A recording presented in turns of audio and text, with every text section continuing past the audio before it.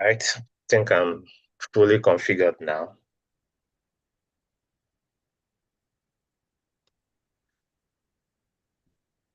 Okay, good.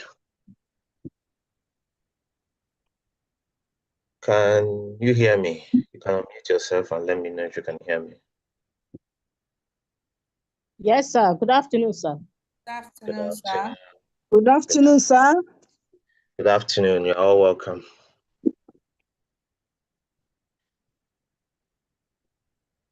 Now, today's session is not going to be like others because it's supposed to be revision. And then let me record it for those that may require watching it after.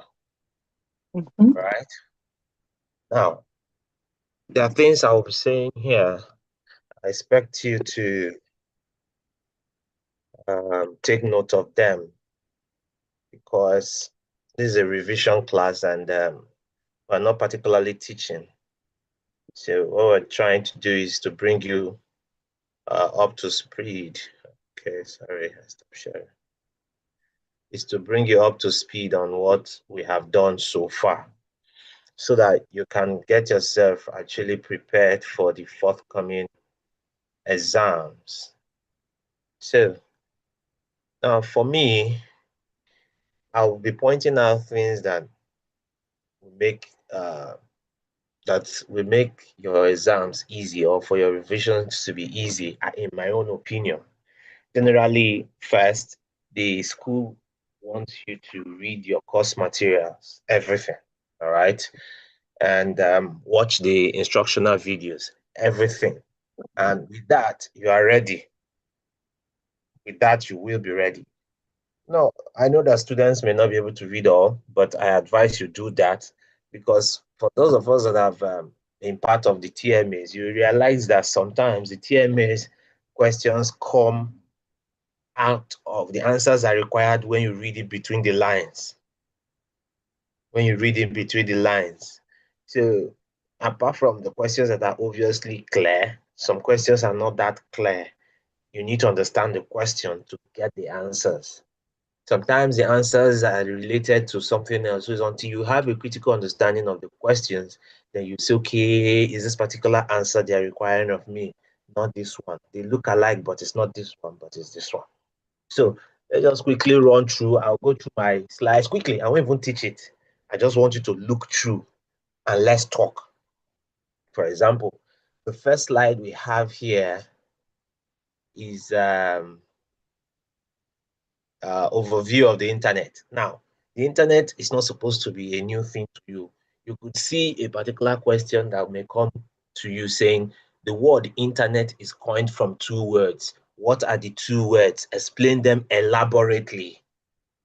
Now, I want students to really, especially at the PG level, to understand certain things, not just, yes, we want to pass. I agree with you.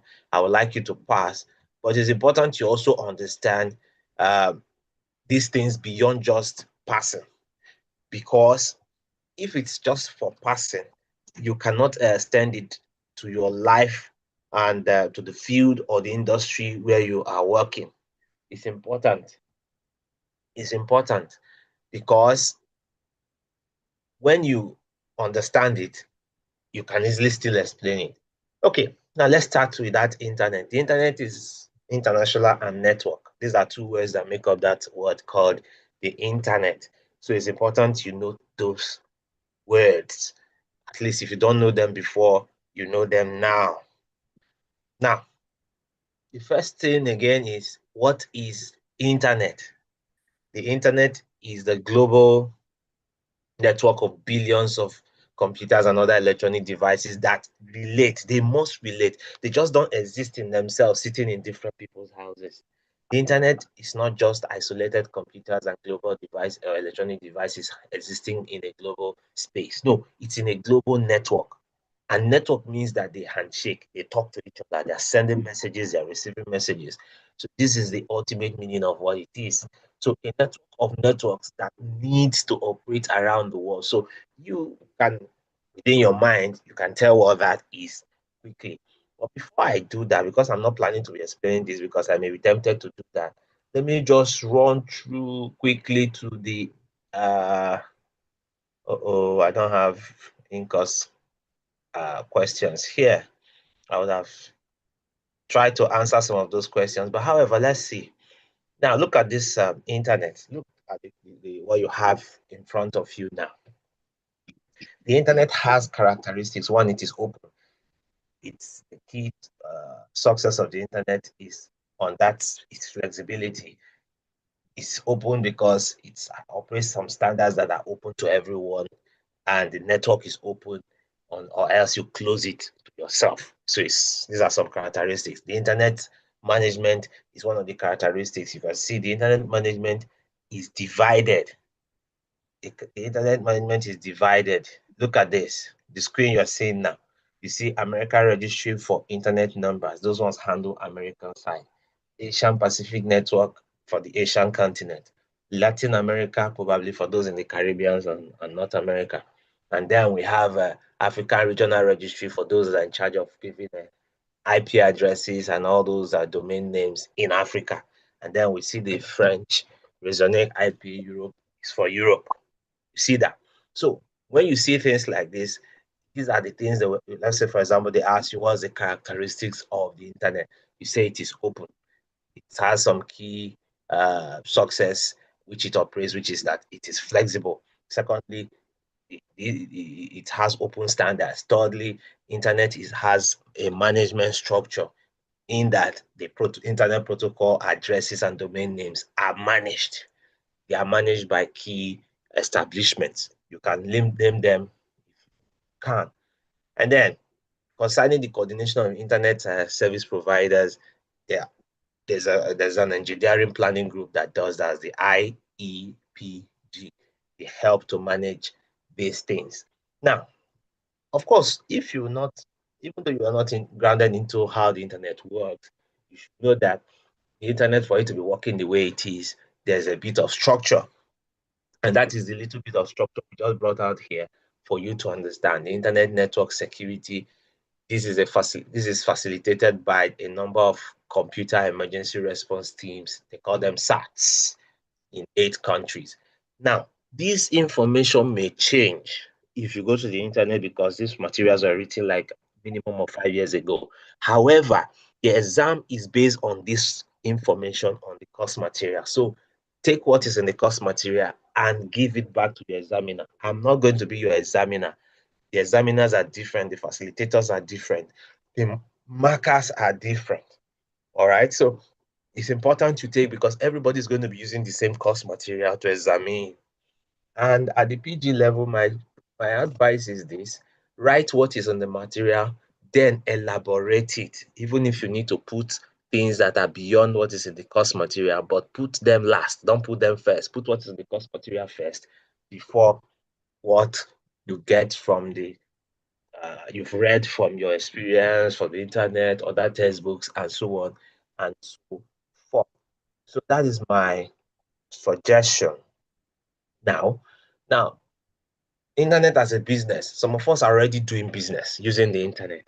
In that sense, ask yourself a simple question. If I'm asked, discuss internet as a business driver, how will I start?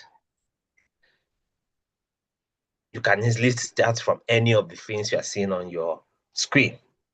Internet can boost education, and education these days are driven by online classes, short courses, open and distant learning courses, even conventional traditional learning courses that also use the internet to facilitate their learning. It makes learning easy, convenient, and flexible. Internet can also drive business. Internet can also be a business driver for those that are into revenue streaming. Collection. Okay, I can't hear you. Who is speaking, please? Mm. Are Go ahead, you sir. asking a question? No, Yes, sir. Go Akashi. ahead. Go ahead, sir. Go ahead, sir. Okay.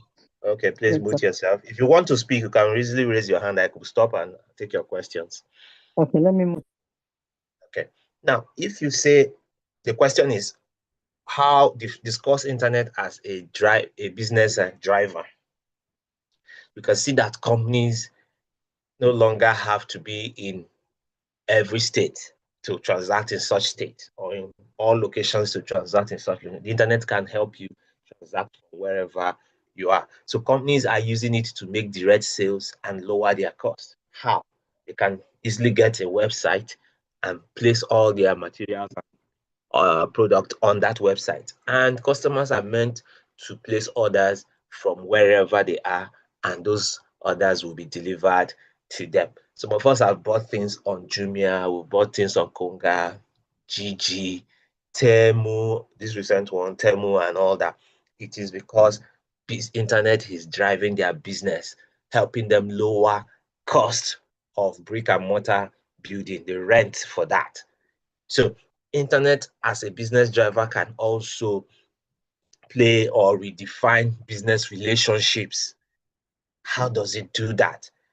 You can have your business partners in the US and you'll be in Nigeria here, and you hold your meetings real time through Skype, through Zoom, through Google Meet.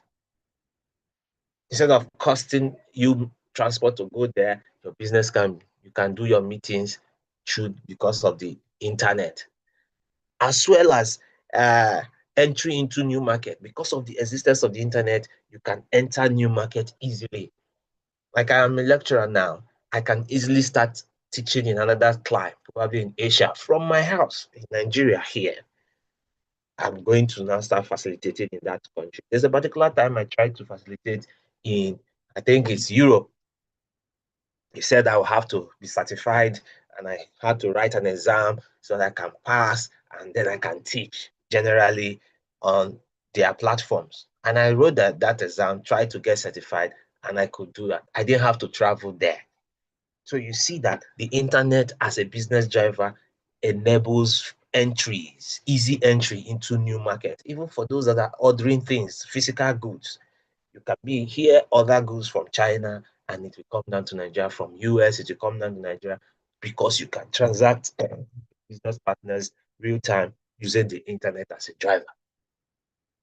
The internet can also drive business. How? Because it potentially increases the level of output by an average of 5%, scholars have said, in developing nations' economy. And how do you tap into that? Is because the developing countries take advantage of the internet in doing a whole lot of, not developing, sorry, developed nations take advantage of the internet in transacting a whole lot of their business. Even government rates, people can pay their revenue rates now through the internet. Okay, that is it. Now let's go to something else. What is the relationship between the internet and business impact? Now, when we say the word firm's internationalization pattern, it just simply refers to the different dimensions of activities performed outside the home country of a particular firm. The word internationalization means that they are trying to operate in an international space. All right. So when a firm tries to adopt the concept of internationalization, it simply means that they are trying to perform their normal activities outside their home countries. So what will be the pattern? The pattern will be, what is it now they are going to do to get internationalized? How are they going to do that? Where are they going to start from and when? These are the questions you ask yourself. So to really understand how the internet and business clash and have their interaction or relate, you should understand the internationalization pattern of a particular firm or internationalization capacity, because if you don't have the capacity to go international, you will try and you will fail and you will not be able to go there. It's simply a capacity thing, not a particular emotional thing. I want to go there. No, you can't go there if you're not, you don't have the capacity.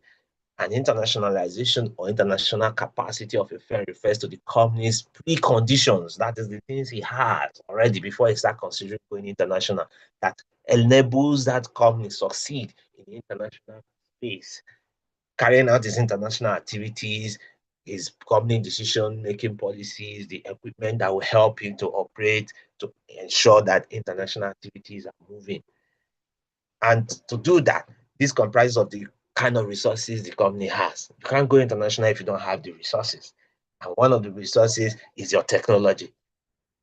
So companies that want to go international must have the necessary technology to do that. You have to have the necessary human resource. Of course, playing local is different from playing international. When you go international, you must have people that have the ability to diplomatically relate with people from other climes.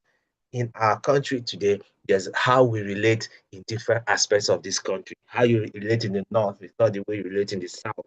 If it comes to business, it is a technical thing. You must be able to appraise yourself of that. Then when you leave the country, how you relate with African countries is different from how you relate with the European countries, America, Asia, and all that. So these are the human resources you must have. This is capacity. If you don't have it, you will fail. If you have it, you will pass. Then you must have finances to carry out this internationalization we are talking about, because getting capacity is expensive. Getting the equipment is expensive. So these are the conditions for successful completion of international business venture. All right. So these are the two concepts that helps you to understand the relationship between a firm's ability to take advantage of its internet as well as its business. Because when we talk about technology here, when you open offices in other countries, you have to be calling across the network, you have to be transferring information, you have a portal where staff there is related with staff here, you must have a headquarters, a central place where you coordinate things, and you must have the ability to do that, the capacity, the technology, and the finances. If not, it will fail. Okay, let's go to something else again. I would like to talk about event management, even if our time is running out, because we didn't do much of talking about it, because the course is e-business and event management. So you have a lot of information about that before you get into the exams. All right, what's the effect of the internet on firms' internationalization capacity? One is technology and production, economic of scales, economies of scale. What does that really mean? International or the internet makes e-products lucrative to the business since it reaches many customers at no marginal cost. Marginal cost is the extra cost of each product you sell. I call it cost, the extra cost, that is plus one cost. Now, internet enables a firm or imbues a firm's internationalization by technology. Once you have the technological resources we are talking about, you can enjoy economics of scale. That is, you buy or produce or order a particular product, you distribute all of them, maybe through your maybe you put all of them on your web page. On your web page, there people can order and you sell enormous product. You don't need to be in a place where your product is. Probably your base is where your product base is Asia, China, for example. And people are ordering from all over the world. Once they place the order, you just streamline your order to the place where the physical product is, and they gather those orders and ship them to the different parts of the world where they are needed. For you to do that, you need to have the resource, the technology to do it. So the internet is required at this point to get it done. Now, then another effect of the internet on the firm's internationalization capacity is the human resource. I've mentioned that earlier. Through e-learning, human resources needs are enhanced. Though staff skills to cope is increasing, you really need specific human resource training in your specific line of business. Because if a person is trained, for example, I'm trained to teach, I use the tools available for me to teach. If you're setting up a business, probably in, let's say, automobile, and you're going international, if you're going international, your staff need to be trained on how to deal with products internationally, automobile products, not the same thing with the teacher. So context-specific training should be enabled to enhance human resource. Another effect is the financial resource. And then, finances helps you to reduce, just helps you to facilitate buying things easily, get what you need as at when you need them. Then we have the international strategy. Now, this point is, what is your strategy of capturing the market, the international market? So global integration, you must understand what that means. Coordination, you must understand what that means. Global standardization, you must understand what that means.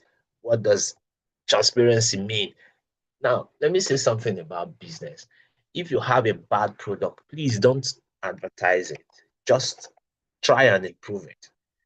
Because once you advertise a bad product, you will sell only once. Because that bad product, the first sale, is telling everybody that they shouldn't come back to you.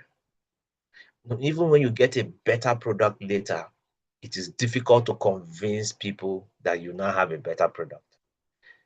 All right. So you must have a strategy to get into the market. Probably this international strategy is cost, reduction of cost. Everybody sees your product and says, this product is cheap. You know, the Asian countries use that. Or you use quality. Some European countries use that. So this product is expensive, but it has quality. So you have an international strategy. You must have your global strategy with which you get into the market, coordinate your activities as a business owner. And this you could facilitate through the internet. And these are capacities. Then we'll have the organizational structure. This simply means a central coordination or a control mechanism that tries to integrate the dispersed activities of your business across different climes. That's your organizational structure. Then we have processes, which is you must unify the different processes with which you will be going about your activities. Probably if someone wants to place an order on your page, the first thing is to carry the product and put it in their cart. And from the cart, he places an order and it is reserved for him. He does his payment and all that. Then shipment is initiated.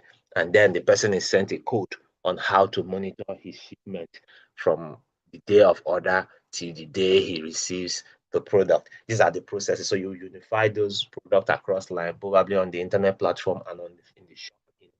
Shop, the prices are the same, and then the processes of how you order should also be the same in all national markets, in the US, in Africa, and all that.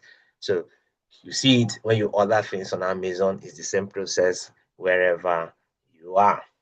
Then we have the importance of the internet. First, it enhances business and education and entertainment. Of course, these days we have content creators that are creating a whole lot of content and entertaining us. For the young ones, they are being entertained at their own detriment because they are no longer focusing on their education. I went to vigilate an exam some days ago, and students that are supposed to go in for exams were at the staircase watching comedy. You see, that's one of the disadvantages. So, but just as it is enhancing businesses, the internet is as well enhancing education, is enhancing technology. So it requires discipline for those children to know that when it's time for exams, it's not time for comedy. Number two importance is that students use the internet to do their research and complete their assignments. Now students are using the internet to do assignments. They use ChatGPT to answer my discussion forum questions. Rather than think about it, process it. I'm raising out the pros and the cons now. Now, another importance of the internet in a society is that it makes buying and selling easy. Yes, makes buying and selling easy. Now, another is that it makes payment easy. I remember when I used to work in the bank to pay my children's school fees. Now I just sit in my room just as I'm talking to you now with my phone and I initiate the payment and their fees are paid. You can even pay your taxes from your home. So you see the internet has facilitated a whole lot. Now we also have emails and messaging. The internet has made messaging easier. For those of us that have brothers and sisters abroad, you can communicate with them and see them through video conferencing. You see it. Then it has made hiring of people easy. Some of us have taken job interviews online on Zoom. You see that? So these are some of the advantages that the importance of the internet in a society. Now, the internet is also linked or powered by mobile communication. Mobile communication is basically talking, texting, and sending data or image files over a wireless network. An example of mobile communication is sending an email from a computer or a smartphone using the wireless network at your home or in your office. Now, what are the types of mobile communication systems that they are? We have the two-way radio, we have the public land radio, we have the mobile phones, and the amateur radio. This is any radio or telephone capability that is capable of operating while moving at any high speed. These are mobile communication, so that's what they do. They are powered by batteries, and the network is powered by the global system for mobile communication, like we call it GSM here. So these are the four types of mobile telecommunication systems that we have: the two-way radio, the public land radio, the mobile phone amateur radio. Now, some of us may not know all these, but for the course, you just have to have an idea of what these things are. Types of mobile communication, like I said, the two-way radio are most common among what we call them now, like the AM modulation. Most of us that are older know about the FM radios and the AM radios, but the younger ones don't know about them.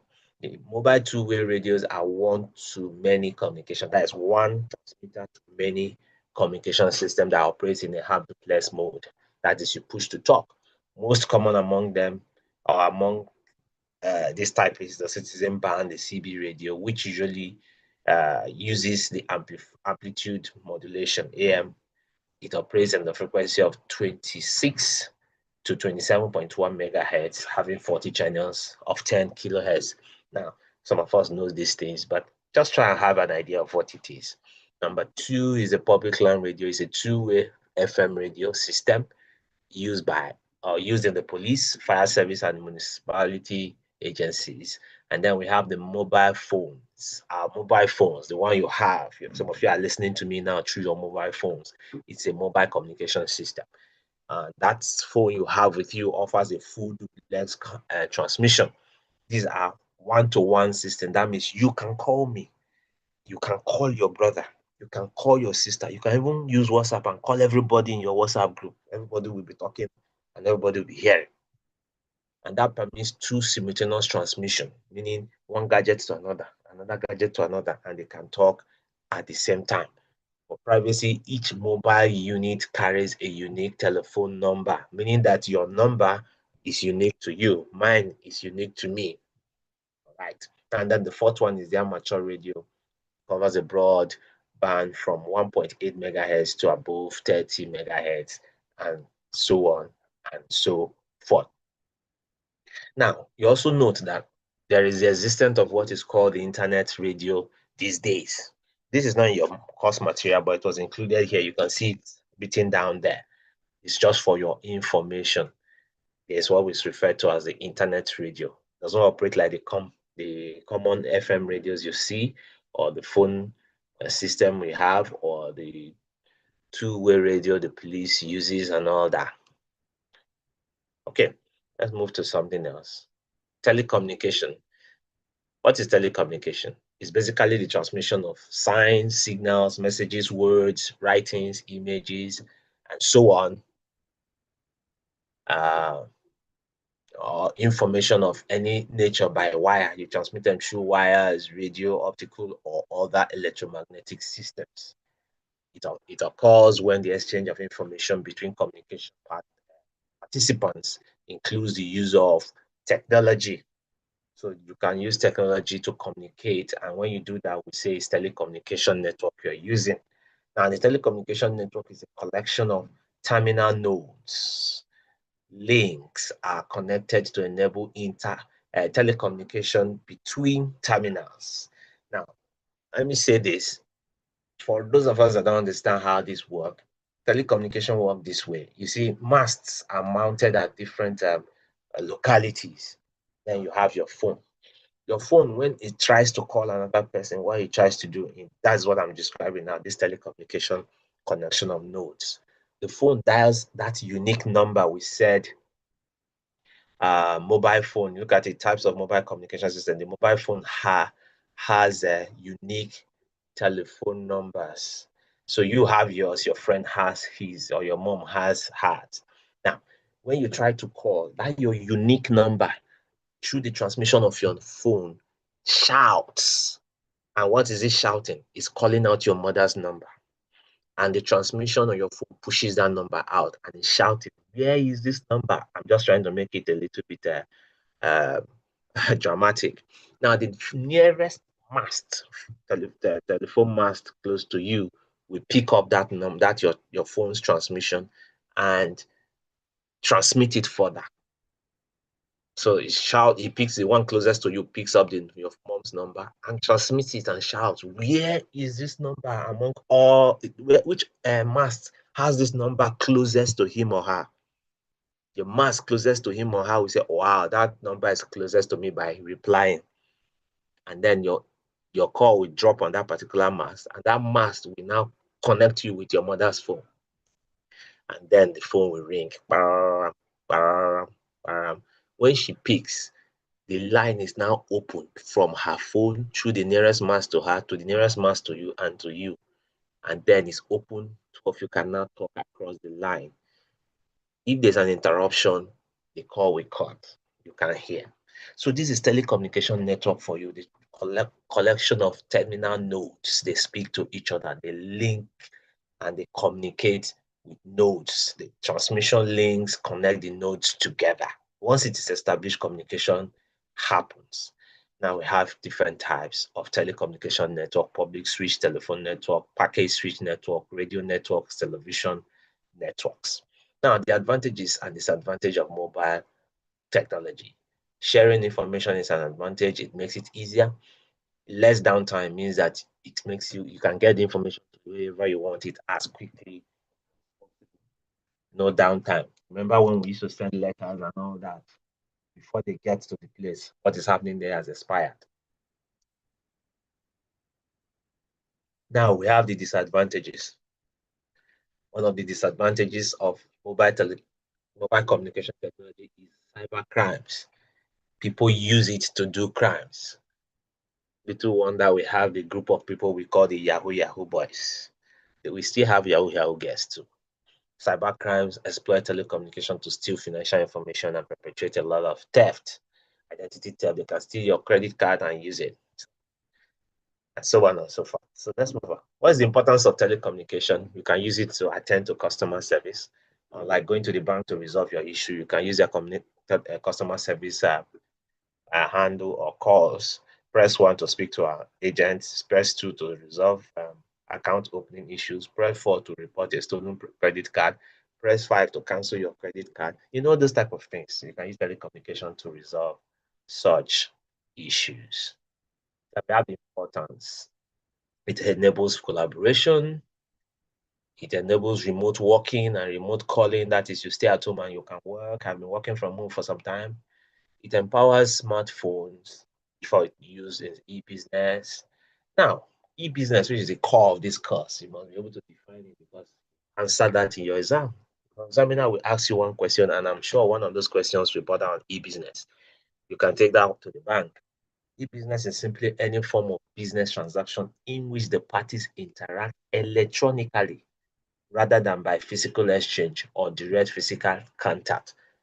The word e-business has E in front of it, and that E means electronic business. So the transaction is done electronically. So you see e-commerce or e-business, and sometimes they are used interchangeably.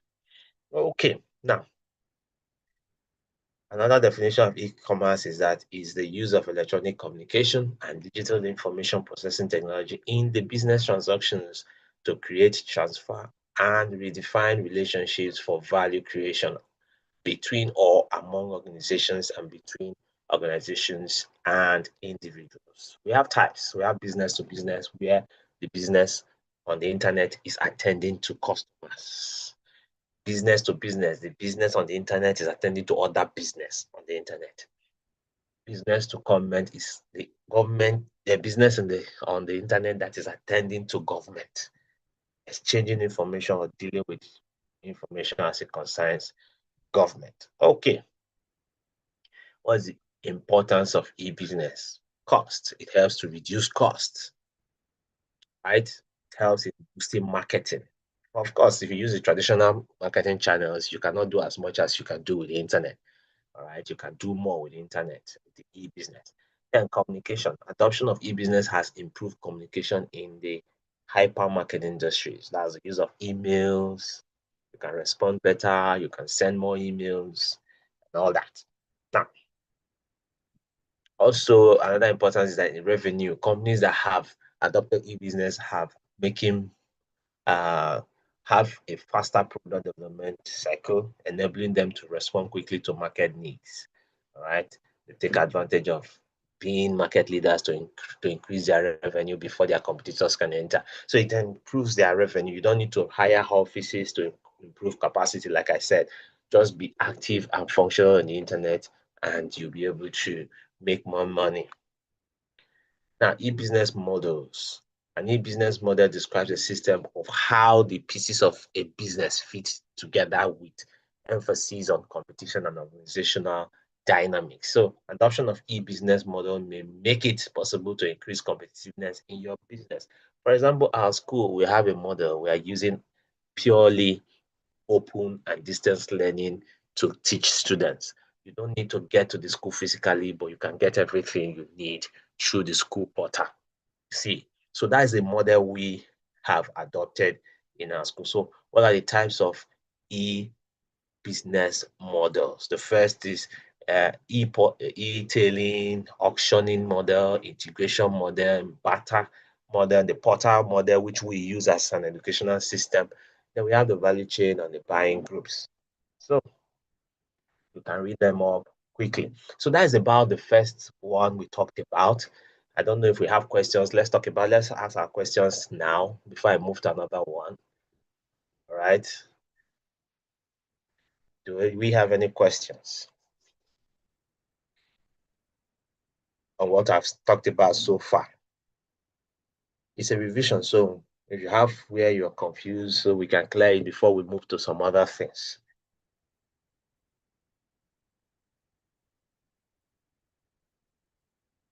Okay. Now let's take another model. I'll run through them quickly, not as I'll run through them as quickly as I can. Okay, now this one is talking about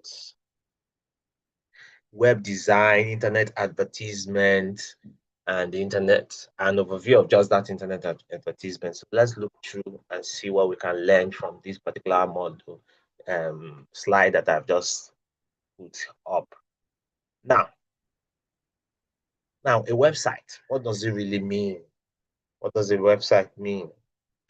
It simply means a collection of pages, a collection of related web pages, including multimedia that make them beautiful. That is, things that move around, colors and all that, things that can speak or sing or something like that, typically identified with a common domain name. So a website must have a name, have several pages, they have multimedia contents in it, and these are published on at least one web server. So a website may be accessible via a public protocol, that is an IP protocol network, or such as the internet, or through a private local area network, so that is a LAN. So websites are typically dedicated to a particular type of or purpose, like for those that are in school portal, for those that are into news, website for news, for those into business, marketing sites, and all that, and so on. So all publicly accessed websites collectively constitute what is referred to as the World Wide Web, while private websites, such as company websites for its employees, and are typically a part of what is referred to as an intranet. Intranet is internal network, all right? Intranet. The internet is general, intranet is private. Now, web pages are the building blocks of websites. They comprise documents typically composed of plain text, interparsed with formatting instructions of hypertext markup languages. So the language with which you design your website is called the HTML or XHTML. They may be incorporated or they may incorporate elements from other websites with suitable markup anchors. That is, they can link each other. Now, web pages are accessed and transported with HTTP, that is called Hypertext Transfer Protocol, which may optionally employ encryption.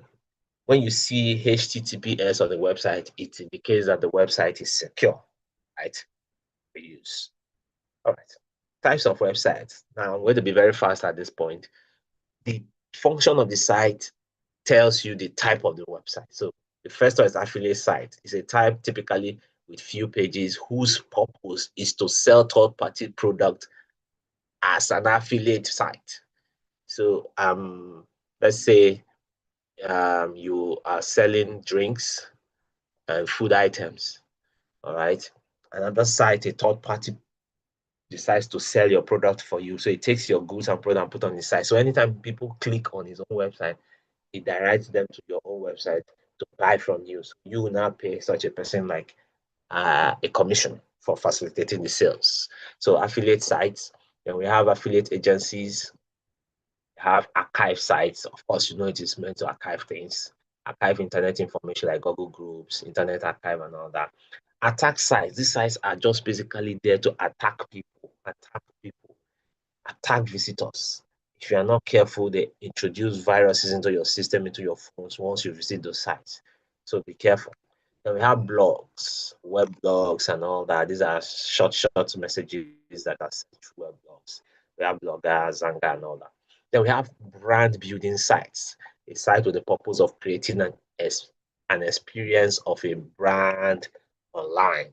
Then we have celebrity sites. Sometimes you go to LinkedIn, you go to people's Instagram, you see their little website there. They just open the celebrity site, all right? Now we have crowdfunding site. Here it's a platform where funds, you can gather funds, get people to fund something. It's called crowdfunding, people to donate to a particular purpose. Crowdfunding website. Then we have click to donate sites. These are for people to also donate. Community sites. You have examples is like Facebook. Content sites like WikiHow, where you can go and impute content, Wikipedia and all that. Now, you know, Wikipedia, anybody can log into the internet and update information on Wikipedia. That's why, as academics, we don't really like people citing it for us in an academic document, because anybody can go and impute any document, any information there without testing that document. So we also have classified ad sites where you can sell things in unclassified pages, just small ads. And we have dating sites. Some people like it. They go there to find partners, people to marry, and people to date. We have electronic e-commerce sites where you sell things, you sell online. E-commerce like Jumia, Konga, Amazon, and all that. Then we have fake news sites. All they do there is to be faking things. When things happen for real, they post it as, they twist it. So the site publishes fake news stories. The intention is to deceive people, right? Make profit from that. Then we have government sites. Every government has a site. We have gripe sites, a site devoted to criticism of people, organization, government, institution, and all that. Then we have gaming sites. We have humor sites that are dedicated for humor, making people laugh. Information sites, media sharing sites like YouTube that shares both audio, music, and videos. Then we have microblogging sites like Twitter, X, Facebook, and all that. We have news sites, BBC, TVC, and all that. We have search sites like Google Search, Good Search, Go Search, and all that. Bing sites. We have shock sites. They just post crazy things there so that they can shock their viewers. Offensive things. And we have social networking sites, Facebook, and all that. We have web mails, Gmail, Yahoo Mails, Hotmail. We have web portals like our school portals and all that, Wikipedia and all that, job portals for searching for jobs. We have publishing sites and so on and so forth. Now we have what are the usefulness of websites to a business? A small business will gain credibility if your website is well done and always up. There's something about I'm looking for this particular product. Somebody say go online and search now. You see, once they search and find you, it gives the person another level of confidence about the company. And then if it is not properly done, the person is put off. If the website is designed very well, the person has confidence to deal with you. Now that's not all that makes people deal with companies, but it's one of them. That's one of the usefulness. It helps to gain credibility. A website saves you money. When you say a website saves money, people think that it's just when you come design the website, you don't need to advertise again. No, no, no. It just simply means that the website can help you solve issues of customer care. Somebody bought something from you, and instead of carrying it back to your office, it goes to your site and tells you, I've got this thing, I need to change it. And your site from there, someone will just say, oh yeah, send it through this courier, who will send you another one. And that saves you an headache. And the person answering this thing is answering from his bedroom. But if the person had to take transport to your office and all that, it's become so cumbersome, they may not come back again. So it saves you a whole lot of cost in many ways, even cost for advertising and all that. It will enable you to keep your customers informed. You can change product periodically, you can send them message periodically, you can post notification on your website periodically, and your customers are informed. That's another usefulness. Another usefulness that it is always accessible. Websites that don't have downtime, except your providers have a downtime. ISPs have a downtime, but most times they are up there 24/7. So unlike brick and mortar buildings where you say, these people are not opened till 9:30 today. They are not open. No, it's weekend. No, but once you have a website that people can buy and sell from, and sell 24/7, so it's always accessible. A website makes it possible to target a wider market, so you can cover more people than a physical shop. It provides a medium on which to showcase your work. Anytime you have new things, you showcase it through your website, and that's good for you. A website saves you time. See, providing information to your customer takes time. Whether it is on the phone, face-to-face, in a brochure, or in an email, it takes a lot of time. But with an online catalog, you can provide lots of information about your products and services on your website, and you cover all this. The website improves customer service. I mentioned that before. Now, when you have a website, there's what is referred to as a web banner. A web banner is basically an ad, all right? It's in the form of an advertisement on the World Wide Web.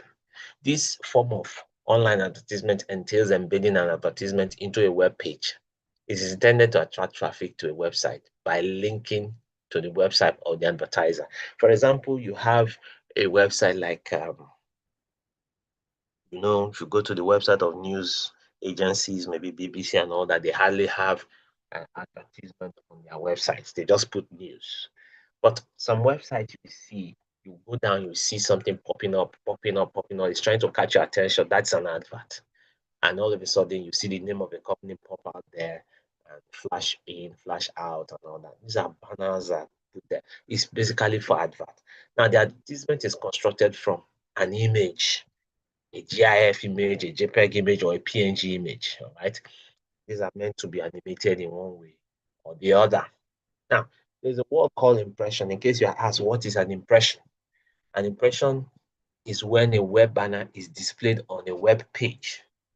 An impression is when a web banner is displayed on a web page, and that web banner refers to the number of times an advertisement or piece of content is displayed to a user on a website or social media platform, search engine, or other digital channels. It represents the potential reach of an ad, but does not necessarily indicate user engagement or action taken. So once there's a web banner, it creates an impression. Now, once someone clicks on that web banner, probably it's an electronic advert that is on it, someone says, I like this sound system that is here. I would like to buy it. It clicks on it, and it takes you to the company selling the sound system. Just that clicking and moving to that particular company that is selling it is referred to as click-through. Click-through is when the viewer clicks on the banner and the viewer is directed to the website advertised in the banner. Now, once this happens, the company that is selling has to pay the company that put that banner for actually facilitating your coming there. And that's what we refer to as the payback system. Payback system is when the advertiser scans their log files and dictates that a web user has visited the advertiser's site from the content site. By clicking on the banner ad, the advertiser sends the content provider some small money. All right. Now, such if you are on YouTube, if you are on Facebook, Instagram, TikTok, and all that, they expect to pay you money once you are monetized. They want you to reach a particular threshold of engagement with your audience, your followers, and all that to activate monetization. And once you activate monetization, you'll be paid periodically for engagements. You'll be paid when people engage on your pictures, on your videos, on a discussion, they pay. So that is what it means, the payback system. Now, web banner functions. It functions the same way as traditional advertisements are intended to function. How is that? It is supposed to notify consumers of product or service, just like a billboard. Number two, it presents reasons why the consumer should choose the product in question. Probably you see a car, on the web banner, and they show you in quickly, you see the capability of the car zooms off, pass rough terrain and all that, and nothing happens to the car. So that is enough reason for you to say, oh, this car is strong. Oh, let me see other things about it. You click the banner and then you go to the website of the owner of the car, and then you see it, probably you buy later or you don't buy. But that is the web banner has fulfilled this function by presenting the customer, the reason you should choose the product in question. Another function on the web banner is that results from advertisement campaign may be monitored real time, because this clicking leaves a log where you can easily monitor who went to where, who clicked and who did not click. Web banners may target the viewer's interests and then present them with relevant adverts. Okay, we'll talk about the algorithm later. Now, web banners have different sizes. We have a rectangular or the pop-up banner. We have the skyscraper ads. Just take note of their dimensions, all right? It's important. Banners and buttons, ads, leaderboards, and all that. Now, we also have display advertising. Display advertising is a type of advertising that may and most frequently does contain graphic information beyond just text, right? Such as logos, photographs, and other pictures, location maps, and similar items. In periodicals, it can appear on the same page with or a page adjacent to general editorial contents, as opposed to classified advertisement, which generally appears in a distinct section and was traditionally text only. So these are display advertisement. We're talking about how you can put pictures in them, logos in them, things that can catch attention, called displayed advertisement. Now we also have interactive advertisement. Advertising is the use of interactive media to promote or to influence the buying decision of consumers in an online or offline environment. So you see, this one does not just happen online, it can also happen offline. Interactive advertisements can utilize media such as the internet, interactive television, where you can call and people can talk to you, can interact, mobile devices through SMSs, as well as kiosk. That is kiosk-based terminals. That is a small base coming kiosk. All right. Now, we also have contextual advertising. It's a form of targeted advertising for advertisement appearing on website or other medias, such as content displayed in mobile browsers. Now, advertisements themselves are selected and served by automated system based on the content displayed to the user. Now, there's something I need you to know about this advertisement, this context advertisement, how it works. Now, the context advertisement system, how it works is that it scans the text of a website for keywords. For example, let's say one of us here, Chinese here, went to the internet and checked the iPhone, all right? just browsed about the iPhone and she's thinking of buying a new iPhone. After looking through the iPhone, she said, no, okay, let me look through the Samsung phone as well. She went through them and said, these phones are a little expensive. Let me go through Oppo phones, Techno, and all that. After she has finished doing that, she said, oh, she remembered the 3 o'clock, oh, we have an online class. And then she comes to the school web portal and we have our class. Do you know what will happen next? When next there's a pop-up, maybe she goes to another website, she just connects to the internet and wants to go to a particular website to do something. There will be a pop-up on her screen. The next pop-up you will see will be phones. They'll just be suggesting phones. Have you seen this phone? They'll be showing you iPhones, they'll be showing you, and then you'll be imagining, is this computer a witch? How does it know I'm looking for a phone? It is called contest advertisement. Why? Because if the advertising, the advertising system, the algorithm on your phone periodically scans the text on the websites you have visited.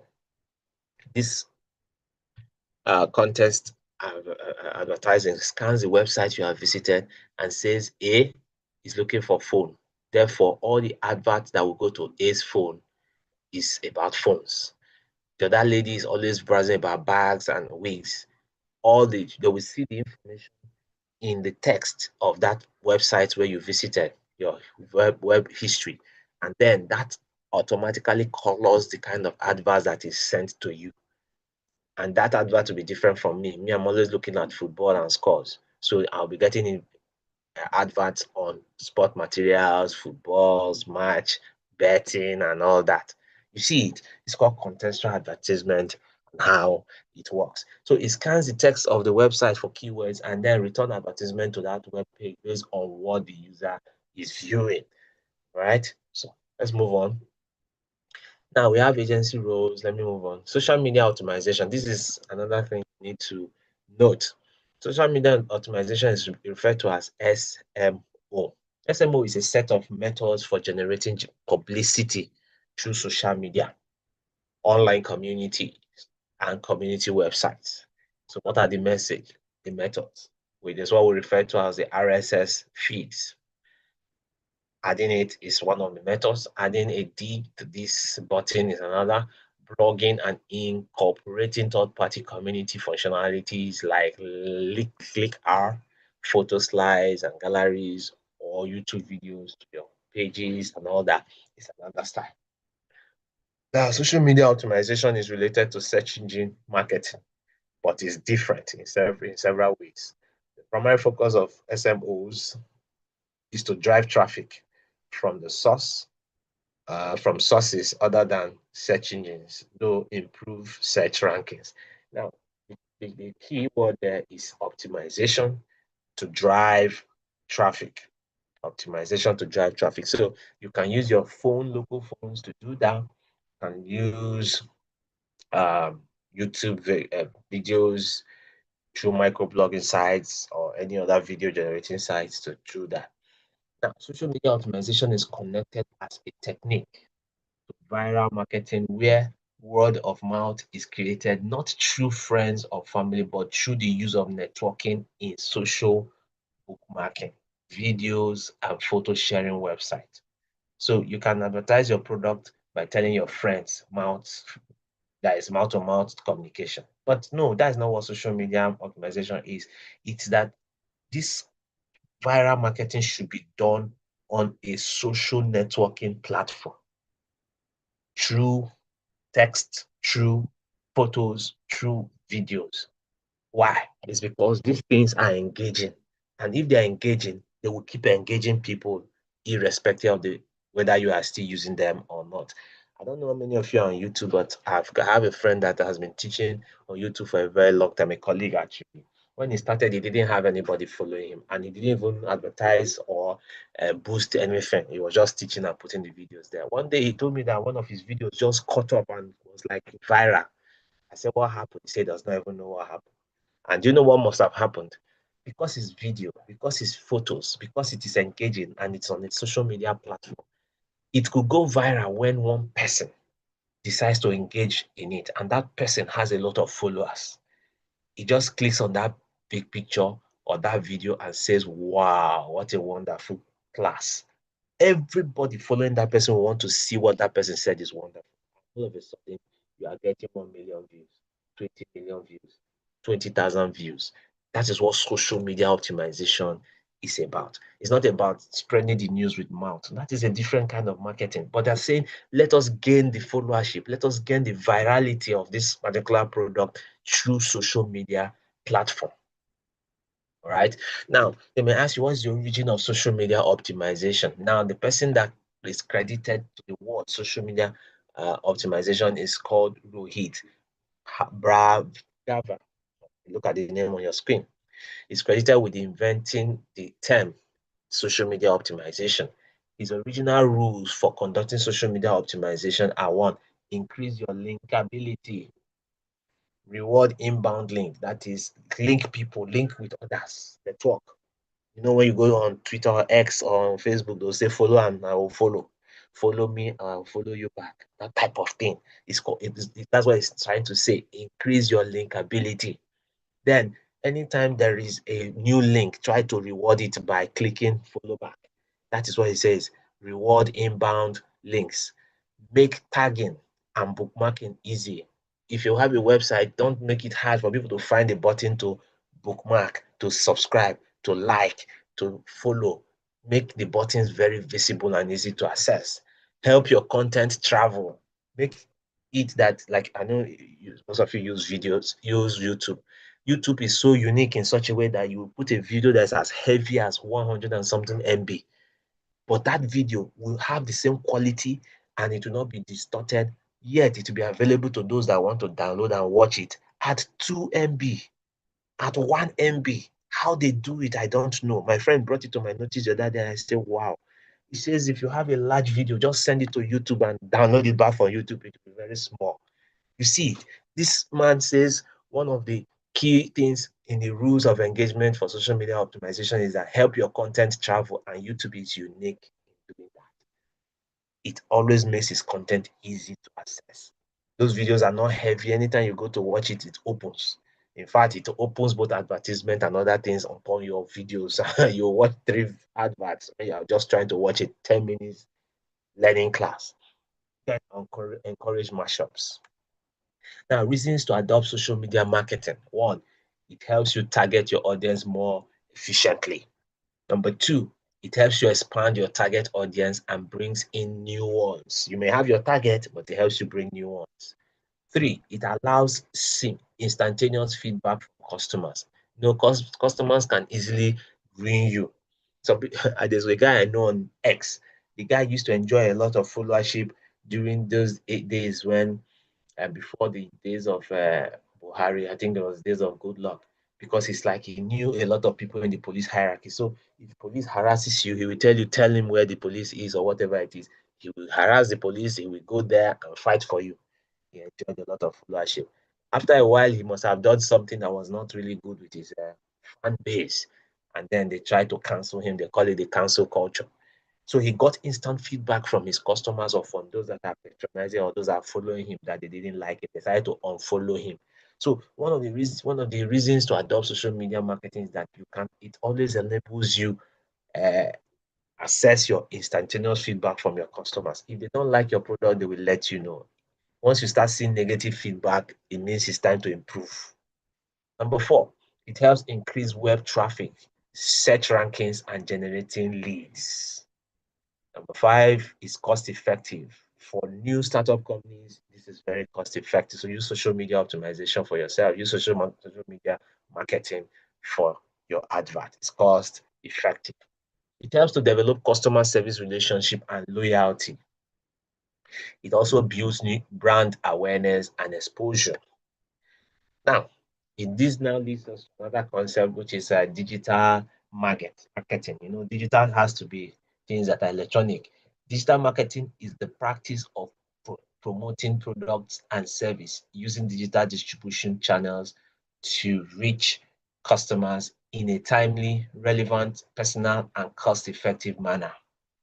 Please try to know this definition because it's one of those in our course materials. Use this before you use your own definition if you are asked what digital marketing is.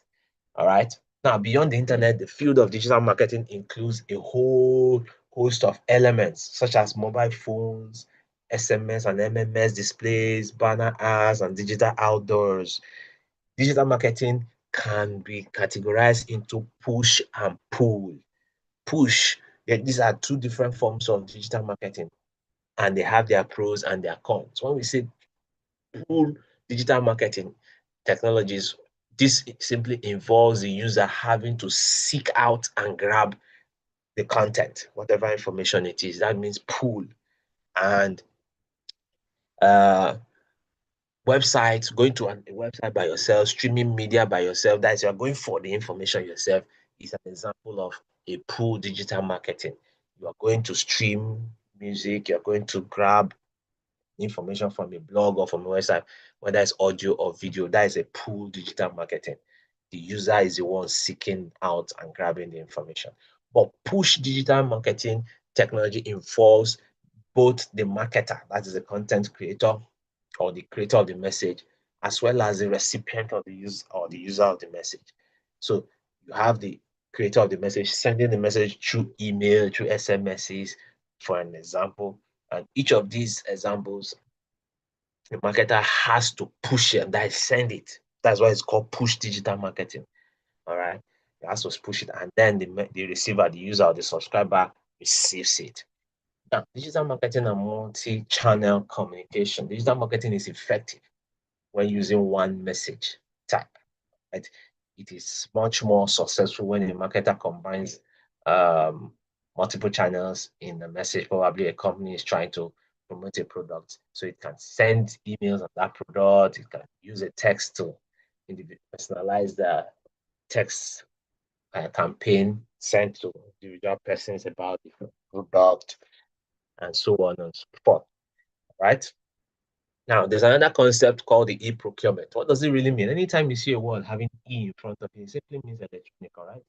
So electronic procurement, sometimes also known as supplier exchange, is the business to business or business to customer purchase and sale of suppliers and service through the internet, as well as other information and networking system such as electronic data exchange and enterprise resource planning.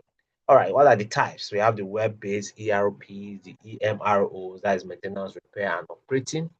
Then we have the e-sourcing, we have the e-tendering, we have the e-reverse auctioning, we have the e-informing. These are types of e-procurement. Then we have the advantage. What is the advantage of e-procurement? One, getting the right product from the right supplier at the right time, the right price, and the right quantity. That is an advantage. Another advantage is providing real-time information to the vendor as to the status of your customer's needs. Now, what is a disadvantage to e-procurement? A major disadvantage of this type of agreement could be that the vendor has the power to take advantage of the customer by knowing more information about the customer than they would have if the customer was in a normal supply chain management structure. So in the e-procurement system, you run a risk of overfeeding your vendors with relevant or more than needed information, and they will have more than they need. Okay, I've talked about all this today. Let's move to something else. Any questions so far? Any questions so far? Now, we will talk about, let's see what I will talk about next. Okay, I think we've talked about this. Okay, this is the last one we talked about business last time. Okay, so you should have this in your memory. So let me remove this.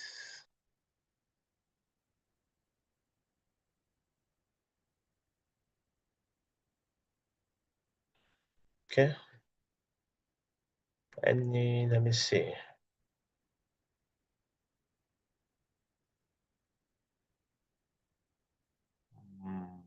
Okay, let's take one more before I call it a date. I think I'm most.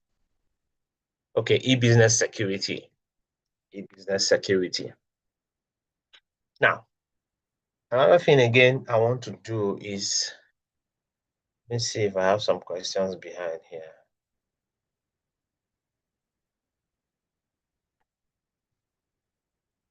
I would like us to answer one or two questions. That's what I would like us to do at this point. For those of us that have not read through all the materials, it will be a lot for you to go through all this, but you still have time. So go through if you go to the WhatsApp page, we'll send you links of instructional videos you can watch, the individual topics. We can't finish everything today again. We'll run through almost everything that we've talked about. So okay, let's talk about e-business security before we call it a day. Now, for e-business to run, you must have computers, you must have a kind of security system that helps that computer to be secure, right?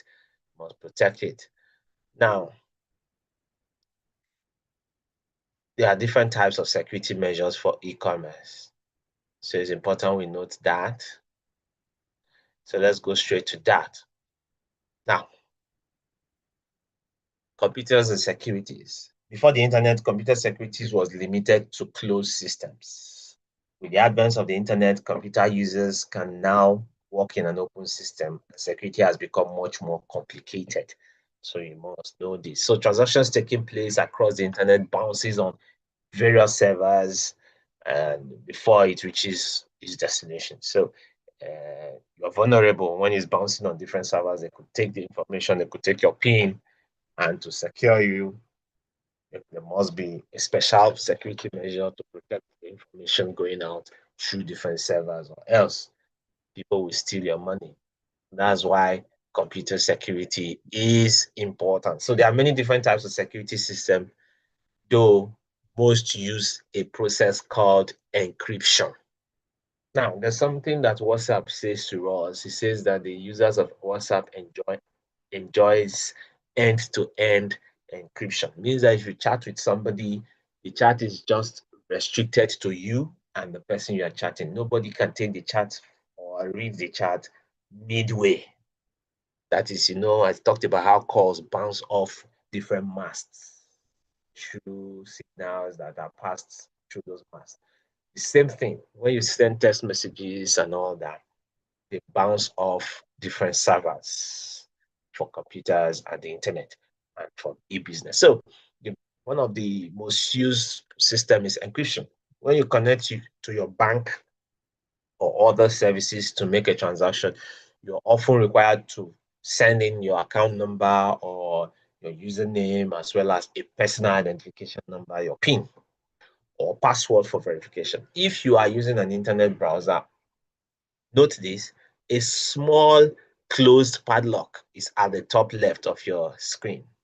That appears in the window of your browser. Once you are connected to a secure server, any information you send or receive is scrambled or encrypted using a mathematical formula and then reassembled or decrypted at the end where it is supposed to be used. So the information cannot be stolen halfway. Now, the computer user usually will not notice this encryption and decryption. It happens in split seconds, right? You may not understand how it happens, but it happens. And these things are performed behind the screen transaction, all right? Okay, I have someone want to ask a question. You can unmute yourself and ask the question. Lisa, your screen. Okay. You can't hear me? Yes, sir, your screen. Please share the page with us, the business security. Oh, okay, I thought I have shared it. Okay, let me share it again. Okay, can you see it now?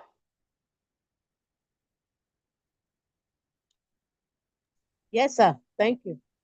Okay, this is where I am. Okay. Thought I had shared it already. Okay, now this is the security system, the encryption. So privacy is handled by encryption and personal key infrastructure. I've explained this some time ago, but let me explain it again. A message is encrypted by public key and decrypted by a private key.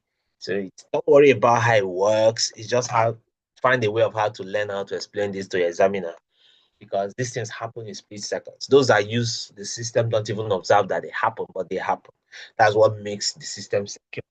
So for authentication, your system, as you send a message, a public key is widely distributed, but only the recipient has has a key that will open such message. For example, you send a message, text message.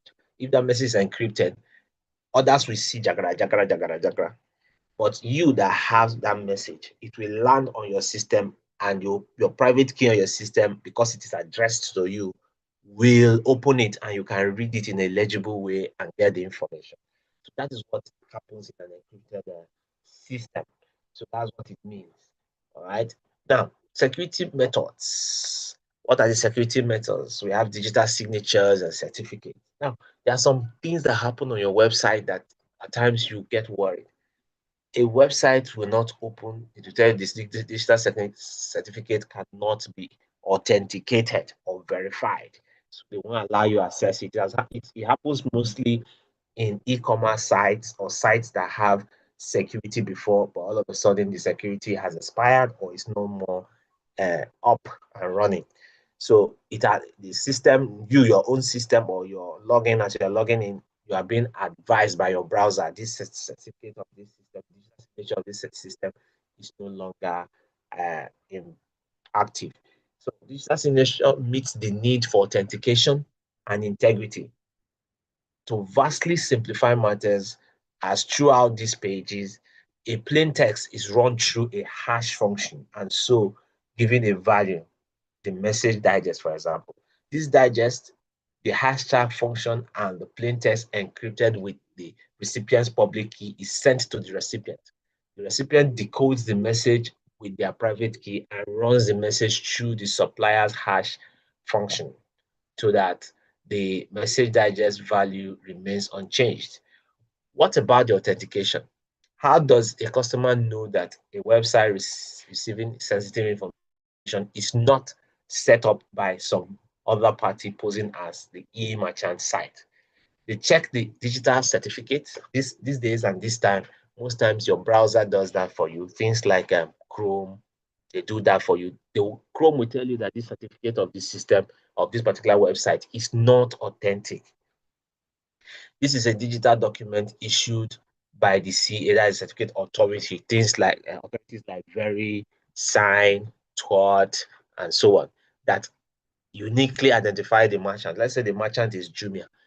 Your Chrome page always has the digital certificate of Chrome digital certificate of all the e-merchant sites. Once you just click on it, it tries to verify it through VeriSign or Twat. And once it doesn't get an authentication, it will advise you this certificate is not verified, it's not authentic.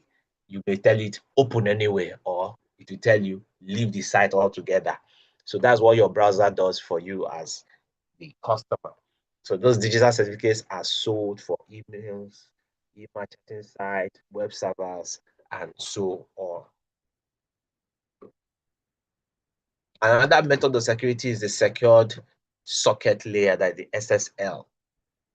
Now, this is a technique in which the web server or the web browser encryption and decrypts all the information that they transmit and receive.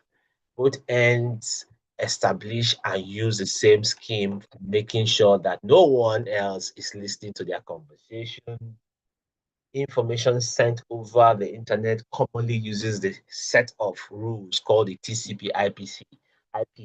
What TCP/IP means is Transmission Control Protocol stroke Internet Protocol. The information is broken into packets, numbered sequentially, and an error control attached to it. So that error control is attached to it to ensure that when it is broken into packets, when it's being reassembled again, it assembles in the same sequence. All right. Now, the SSL uses a public key infrastructure and digital certificate to ensure privacy and authentication. The procedure is something like this. The client sends a message to the server, which replies with a digital certificate using the PKI. Servers and clients negotiate to create session keys, which are symmetrical secret keys specially created for that transaction. Once the session keys are agreed, communication continues with these session keys and the digital certificate. These are explanations that we have given theoretically here, but when you use these systems, you don't even physically do any authentication and all that. These are the things that happen at the back end. And that secure method is the PCI, this SET, the firewalls, and the Kerberos. Now, the PCI simply means peripheral component interconnect hardware card. It's often added for protection. It's attached to your system for protection. You also have the secure electronic transaction. It was developed by Visa and MasterCard. Of course, you know MasterCard, they are into a lot of electronic securities for the internet cards that they supply. And we have the firewalls. It's a software or hardware protection installed on a server, a network, and individual PC from trying to secure them from attacks by viruses and hackers. Then we have Kerberos protocol, which uses symmetric secret key cryptography to restrict access to the authorized employees. It protects from malicious or carelessness within the system. So these are some few security methods that if you use a PC, you should be conscious of. All right, now let's go to something. Okay, now we have for you that use the internet, we have what is referred to as account security. Your website itself is protected by your ISP, that is Internet Service Providers. When trying to access your website space to change or modify a file using a shell or a FTP, file transfer protocol, you are challenged to send in your username and password. This is the first line of protection on a personal account security basis. That's your login details, is your first line of protection and adequate for many website administrators at that level. Once you're a small user, it is adequate at that level. Now, server security. This is beyond just you. The server that your website is installed or on is the second protection. Most servers have their own security features built in, okay, that allows users password to protect folders and all that. That is another level of security. Then we have third-party security. This is another option.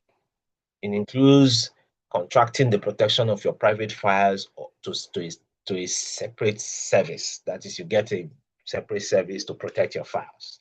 Pay a third party to host a private discussion group or to obtain a web space on another server that allows access to security options. Just somebody separate, third party protecting your files for you. Then another level is software security. This is another option. Is the use of JavaScript or Java applets to control customers or member access secure features on your website and all that. This option is available to users who are using Java-enabled browsers, all right? So scripts and applets can control access to documents and databases, create content on the fly based on user input, dictate the browser the visitor is using, and direct them to the proper page. Retrieve cookies and use that information to determine whether a user has access to a particular area or not, as well as many other uses. So software security is also very good. Now, when you use the internet, it's also very important to understand copyright laws. Copyright laws. It's laws protect the using of is a protection, or its copyright is a product, or it tries to protect the use of books, digital materials, original materials online, so that people don't misuse them or copy them indiscriminately. So anything that a user gets off the internet should be treated as privately owned. information unless otherwise noted. Like I said, I try to advise others when you want to design something with pictures, music, and all that, use the ones that are royalty free. Once you browse for the ones that are royalty free and use them for your product or designs. That way you can escape copyright litigations. Now, updating your software on your system, your phone, and all that is another way of security. Remember, once a software has been installed, sometimes they come with bugs in them. That is, they have some glitches here and there, and updates are supposed to fix those things. So when you see updates on your phone, don't ignore them. See them on your system, don't ignore them. Why? Because they are designed to fix an issue with the software as it is at that time. So once you don't do that, hackers could take advantage of that and steal your money. There was this particular phone product that when you call, if the person doesn't pick, or no, when you call, I think it's one of these high-end phones. Once you call the phone, if the person busies the call as saying I'm busy, at his own end where he makes the call busy, the phone will drop. But you that called, what you will see is that the phone will the call you will pick, the call will be picked for some few seconds, then cut. That was a software problem. So most people didn't know. So when someone calls you, if you busy it, the person will hear to be picked on the other side, but to you it is busy. That is, you drop the call. So the person hears the few 6 or 5 seconds of what you will say.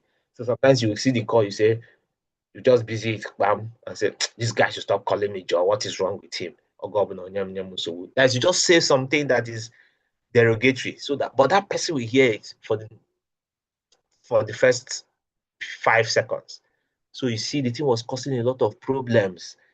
So the company realized it when people were giving feedbacks and then decided to send an update to fix it. Do you know that some people did not update their phones and they're still having that issue? So it's important to know when updates come and when to use them. So updates is a security again system. So is security necessary? You can ask your question. In e-business and event management, is security necessary? Sure, security is necessary. And for what reason? One, it helps you to identify forgery. So within digital signatures, one can verify whether a document and email is genuine or not. Confidentiality. A secure directory within your website is an ideal spot to store sensitive materials, making it available for members and people who have the proper password. That is security. Now, is security necessary? Yes, because it helps. One of the ways you can know it's necessary, that it helps you to forestall or block out spamming. What is spamming? Sending unsolicited messages to you. One common malicious act is to search the website for emails. People do that and then send them unsolicited messages. So security helps you to forestall that. Now, customer security. Now, we're talking about you securing your server, you that is the owner of the business and all you can do to secure. But now, what about customers that are coming to use your services?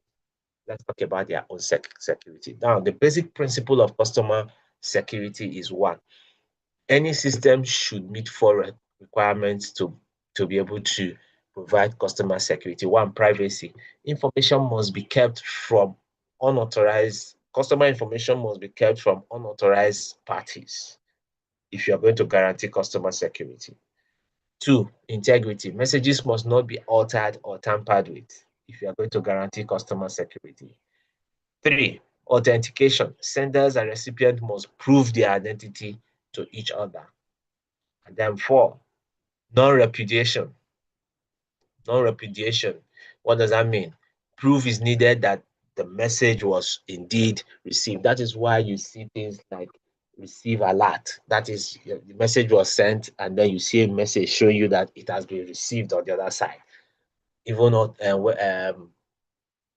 WhatsApp does that non-repudiation. proving that the message was indeed received. When you send a message, it marks good. When the person reads it, it marks good 2 times and it becomes blue. That is what they are trying to establish with that. Now, transactions. Now, let's talk about transactions now.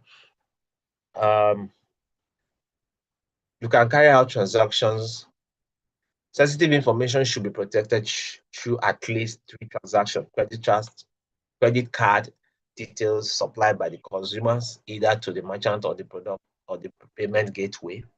Credit card details passed to the bank for processing, handling by the complex security measures of the payment gateway.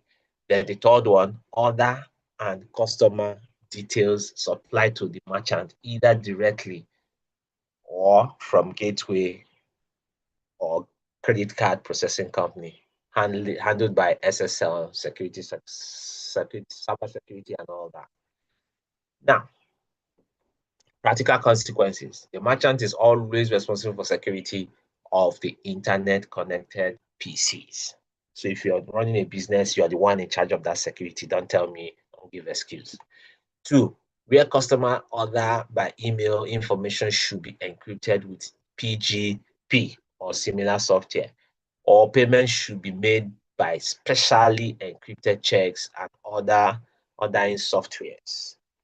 3, where credit cards are taken online and processed later, it's the merchant's responsibility to check the security of the host company's web server. 4, where credit cards are taken online and processed in real time. 4 situations arise. The first is that you use a service bureau, that is, sensitive information is handled either by a service bureau, which is responsible for its security, checking the pros and cons, verifying pins and password and all that. 2, you possess an e-business merchant account, but use the digital certificate supplied by the hosting company, a cheaper option acceptable for smallish transactions with small, medium businesses. Right? Check out the hosting company and the terms and conditions applying to the digital certificate. And then number 3, you possess an e-business merchant account and obtain your own digital certificates for your own security, costing some more money. Of course, it will cost you more money. Check out the hosting company yourself and then enter a dialogue with the certification authorities. They will certainly probe your credentials before they help authenticate things. And then 4, you possess a merchant account and run the business from your own server. That is, you are getting everything for yourself. You need IT staff, you pay for them, you maintain all the aspects of firewalls, cameras, etc. That you provide all your security yourself. So security is a vexing, complex stuff to be done on the onlines, but it's costly, it's complicated, but it's important. If you are slack in it, you pay the price by losing funds, losing records, losing your reputation. So it's important you pay a lot of attention to security. Do not waste or wait for disaster to strike, but stay proactive, employing a security expert where necessary. Sites on our resources page supplies details on so many things. So it's important to track that. Now, let's go to something I think we should talk about. Okay, security concerns. Areas that need security. The first obvious area to secure is the accounting files. If you're running an online program or merchant site, let's say your web server is doing a great job of keeping people out of sensitive areas, but the same machine is also your FTP server. People are prevented by the web server from getting to your accounting log, but maybe there is a security hole because your FTP server software allows access to this log. So it's important you protect your accounting file. That's the first area to check. Now, areas that need security. So best advice is limit the access protocol to all sensitive. Once you have the sensitive data, limit those that can access it. Store your accounting log and other sensitive file outside your web server. Any server that you're sharing with others, remove sensitive information from there. Don't run FTP, that is file transfer protocols, and other protocol services on the same machine. Also make sure that if you are delivering electronic products, as you're selling products in line, only the person that bought it gets it. Don't send it to us. Okay. Areas that do not need security. Okay. There are many areas within the selection and buying process that are considered public information and therefore do not need security. In fact, the whole process will be slowed down if every part of the buying and selling process is secured. Right? So that is, your browser can protect some part of your business, while you don't really need much securing on that. The need of e-business security, yeah, you need e-business to scale your product with larger communities. You need it to increase your business. You need this for manageability, interoperability, hosted systems and exchanges are some of the needs of e-business security to increase greater access. Okay, let's just leave these ones.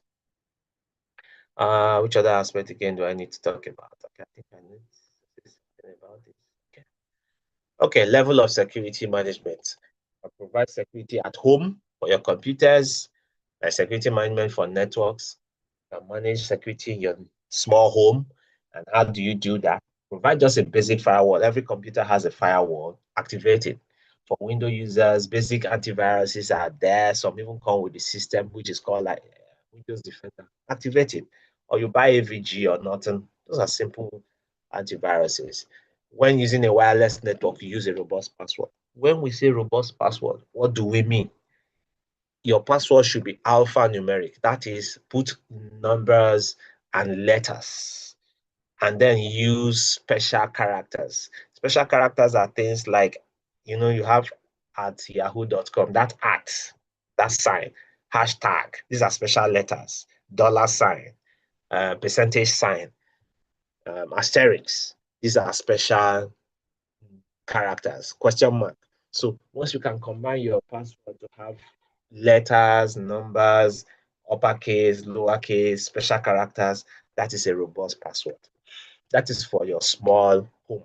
Then we have medium businesses. If you run a business, of course, you should use your firewall, a strong one, a strong antivirus. For authentication of passwords, a robust one. Change your passwords by weekly, monthly basis. Then raise awareness about physical security to your employees. Let them be physically aware of security. Then use an optional network analyzer to scan your network periodically. Then when you run a big business, now security is a big business. Of course, you should have a strong firewall and proxies to keep unwanted people out. You have a strong antivirus and internet security software. For access to your systems, there must be authentication using passwords. Change that password periodically, bi-monthly, bi-weekly, and all that. Weekly mostly. When using a wireless network, use a robust password. You know what we mean. Exercise physical security precautions to employees. That is, people should not then go into the cyber room. You are authorized. All that. That is physical security. Then use a network analyzer to scan your network periodically. Implement physical security management, like installing closed circuit cameras for sensitive areas so that you can know who is entering and who is not entering. Then security fencing is important. Put fire extinguishers and critical areas. Security guards can help to maximize security. And then in schools, you should put adjustable firewalls, of course, strong antivirus, wireless connection, CCTV is also good, supervision of networks to guarantee updates, and so on and so forth. Okay. Then if it's a government facility, almost the same thing, but this time around, you have to put all servers in a demilitarized zone, that is protected environment, firewalled from outside, security fencing to mark up the perimeter. so on and so forth. Now, e-business case requirements. Okay, let me see. I don't think I need to talk much about this. Okay, that's about it today. So look at our assessment questions. Say, list 5 security management for a medium scale business. These are type of questions you can see or expect. Briefly discuss the levels of activities in business, e-business case requirement. So you can try and attempt to answer these questions. All right. Now, unmute yourself if you have a question. Let's talk. If you have one. If you don't have one, simple advice would be, okay, you can unmute yourself. I can see you're raising your hand. Please, sir, you promised talking on event management. Yes, I'm coming. That's one. Then the second one, I will appreciate if you can throw more light on cookies. Okay. Thank you. Now let's start with the cookies. Now, when you say cookies, doesn't mean the biscuit that children eat, or the ones that they buy from the supermarket. Most of us, when we get to new websites or a particular website, you will notice that they will ask you to accept cookies. All right.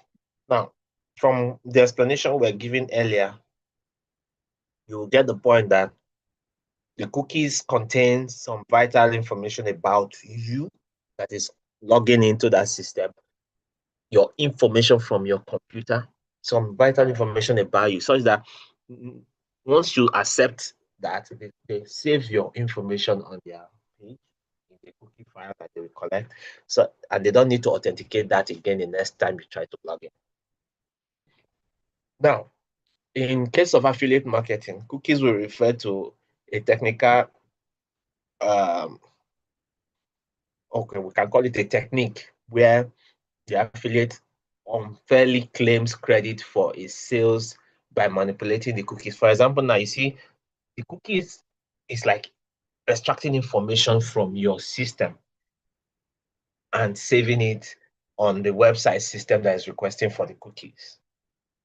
Your IP address, your location, things like that.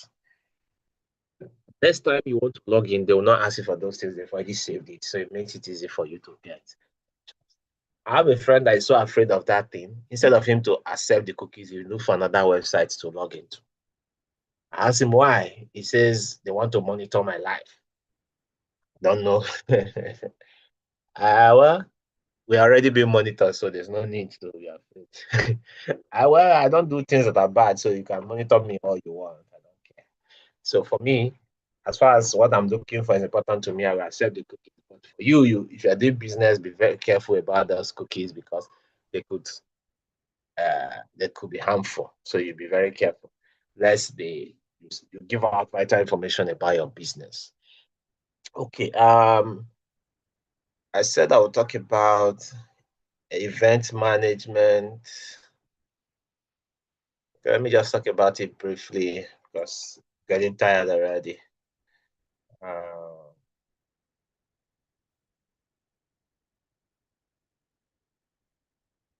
Let me see. Event management. Okay.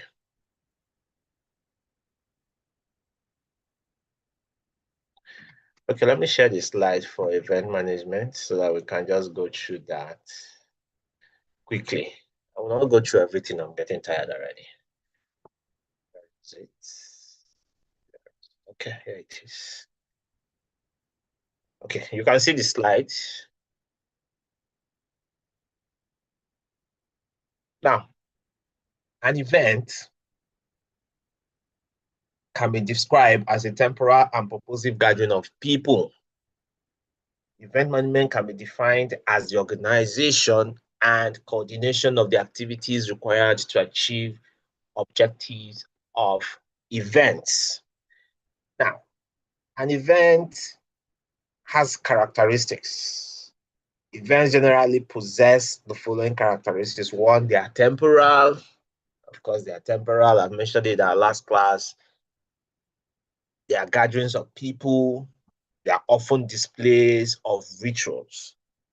They are, in some sense, unique occurrences. All right. So these are the unique characteristics of an event. Now, events in human history and culture. Like I said in the last time we talked about it, events are numerous. For those of us that are from the north, we have a lot of events that happen periodically. Those of us in the south, we have some events that happen periodically.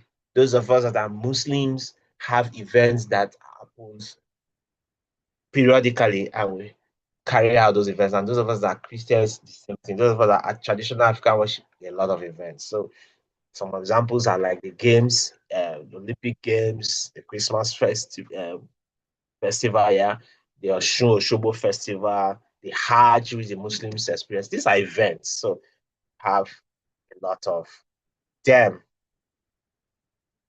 Now, events industry business.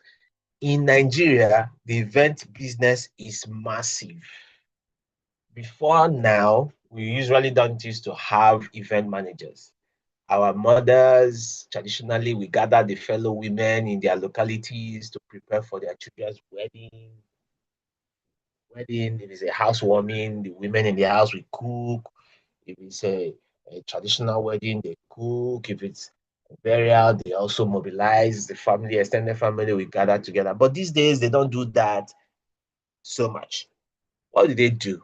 Just engage an event planner whose job is to plan the entire event. He asks you that he's organizing it, some vital questions here and there, and then uses that to plan the event. So for those in the UK and in other countries, they have organized records that tells about the kind of money they make from event business periodically or annually. Like this, in the UK, the event business visitors that come into the UK for business alone spends an average of 131, let's call it pounds per day, to 72, more than those that more than the amount spent by leisure visitors. So you see, the business visitors are spending more than the leisure visitors just to attend one or two events or the other. So if you are taking it that events in Nigeria are not moving, no, you are joking. A lot of events are happening. So what is the function of an event manager? One, ability to plan, ability to organize, ability to deliver an event deliverables. If you are planning a wedding, the event deliverables is that people will eat, people will be seated properly, music will play to their entertainment, people will have water to drink, drinks for the food, probably a good public address system, the place will be well ventilated or air conditioned or things like that. And finally, the couple will go home happy and so on. So these are some deliverables. So it's the function of the event manager to ensure these deliverables. All right. Now, event as a project. Projects are distinct from day-to-day processes of an occasion or organization. Events are projects because they are of limited duration. They require a degree of coordination of task towards goals. Usually, they have a fixed budget and are unique occurrences. While each event requires a combination of the management function, there are different from most business processes in that they do not generally exhibit the ordinary day-to-day processes of most organizations. For example, several weddings event might, to some extent, have familiar features, but they are different in the way the bride looks, the way the groom looks, the venue and all that. So attendance to the meeting can be different as well. So this will make that event distinct.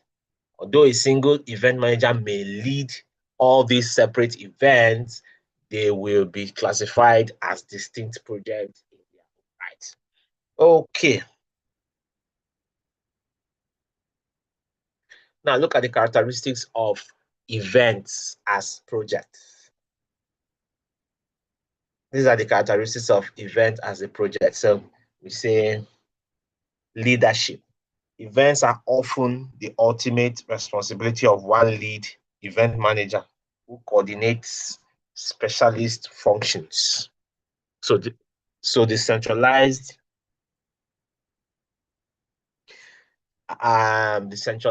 and hierarchical nature of the leadership role can depend upon the scale of the event. So if you have a mega event like the Olympic Games, it has a national planning committee ultimately accountable to the International Parents Olympic Organization, while corporate events are often under the direct leadership of a singular manager. So leadership is the core characteristics of events as a project. Then we have budget. Every event has specific budgets. Then we have life cycle. Every event has the time it starts and the time it ends within its life cycle. So there are varieties of life cycles proposed in the field of project management to aid managers in distinguishing key phases throughout a project life. However, the model of business cycles used by such industries like engineering, maybe agriculture, software development, and all that, they may have different life cycles. Some are longer, some are shorter, depends on the kind of project being taken on. Every event as a project has tasks and cross-functionalities of these tasks. Events often require the performance of tasks that will not be repeated, even in recurring annual events. So they have tasks like catering, task functions like feeding and electronic providing of logistics and all that. These are different tasks. And then we have cross-functionalities. What does that say? Event organizations are likely to be required to work cross-functionally without formal authorities. This principle mainly depends on the type of event project being managed and the corresponding organizational structure required for ideal, effective, and efficient execution. So the cross-function means that their function can cross each other. Then we have another characteristic is a team. Every event will require working teams to be brought together only for the duration of the project. Now look at this diagram. It shows you event project life cycle. Event has a distinct timeline and life cycle. Diagram below links both an event stage from initiation to closure and the levels of activities associated with these stages throughout an event's life from start to finish. Classification has proven generally useful to the event project managers in order to understand levels of activities required at progressive stages of an event's conception, research, planning, execution, and conclusion. Okay, what are the core competencies? No, let's take this before we go there. Project management perspective. There are 6 major perspectives to project management, and these are: 1, task perspective, leadership perspective, stakeholder perspective, transactional or transaction cost perspective, system perspective, and business by project perspective. Then we have the core competencies of event project manager. Event manager needs to be able to select suitable projects in the event of multiple products. They must be able to prioritize between them in relation to the requirements of their organization. So the event manager should be able to prioritize. That's number 1. Event manager will need to be experienced project planner. He must know how to plan. Number 3, event project manager needs to be competent to manage the event scope, event schedule, cost, procurement, and resources. Number 4, the event manager should be able to communicate properly. Communication skill is required to negotiate with all parties connected to the event. So these are core competencies the event manager should have. Event project definition and organizational framework. The following are various approaches and organizational structures an event manager might consider. One is the functional and project-led organization. The functional organization group members of staff who perform similar tasks into a department. So they work in one department according to the similarity of their task. Then the second is the project-led organization. It groups people into temporal teams for the duration of the project. Okay, we have this. I explained in our last session, so let's just skip that. Okay, we talked about this now. Now, project leadership. Whether an event organization uses a functional project-led or a metric structure for its event, its choice will, for the most part, dictate the type of leadership which is most practical for that particular structure. The leadership of the organization, along with its structure, will in turn heavily influence its project culture, which will have its own influence on the delivery of the event itself. So you see, leadership is key for every project. Project leadership involves inspiring, motivating, influencing, and changing behaviors of others in pursuit of a common goal. Event project leadership therefore differs from management and administration tasks and responsibility, which are mostly functional and focuses on the actions of an individual in their relationship with others who are involved in the event. Now, leadership has 3 styles: the authoritarian leadership style, the democratic leadership style, and the laissez-faire work environment. The authoritarian leadership style work environment are led by an autocratic leader who makes decisions on behalf of the team and divides work tasks and processes accordingly, providing critique of the team's performance while often not engaging closely with either the team or his activities. The core word there is that he's autocratic and he makes decisions on behalf of his team. That's the key of authoritarian leadership. Then democratic leadership environment have leaders who consult team members to arrive at consensus regarding important decisions. All right. Then the laissez-faire work environment here, in this environment, they have little tangible leadership input, with the leader allowing all major decisions to be made and executed by the team members themselves. All right. So you see, it's a free reign in this particular kind of leadership. Okay, product organization. In any event project, any event project manager must have the ability to form teams, as this is crucial to the success of an event production. Team members selection and placement in functional group is often not the most efficient and effective means to staff an event, as this does not suit the common structure of the event. Team and teamwork is usually more effective than individuals in event projects, since teams allow more to be achieved. What we're saying here is that when you form teams, you achieve more. Team members usually have a wider range of skills and specializations and thought processes. Teams often make better decisions. Teams often provide a better environment for motivation and can support each other better. Team members, that's the 5th one, team members are more open to risk taking, as risk is spread across more people associated with an event. What's the effective project team requirement? Now, effective team, project team requires 1, clear goals, a result-driven structure, competent team members, unified commitment, a collaborative climate, standards of excellence, external support and recognition, effective leadership. Effective leadership. So these are the requirements. Effective project team requires all this. Okay, that's about it for the event management slide. Okay, if you have questions, let's have it. Let's take up your questions. You can unmute yourself. Let's take your questions.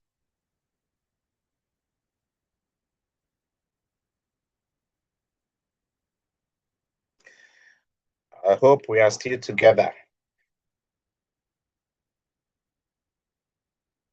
Hello. Yes, sir. Okay. Hello, Any sir. questions? Yes, I can hear you. No, sir, I have no question. Thank you, sir. Okay, you're welcome. All right, guys. I think we have done a whole lot today. We've gone through the entire thing, although I did take up 1 or 2 slides, but I don't think it's possible to take all of them today. All right, guys. Oh, yeah. Someone is raising Hello, their hand. Hello, Yes. sir. Hello, sir. Yes, I can hear you. You can speak. Okay, sir. Sorry, we are not asking for too much. Can you help us with areas of concentration, sir?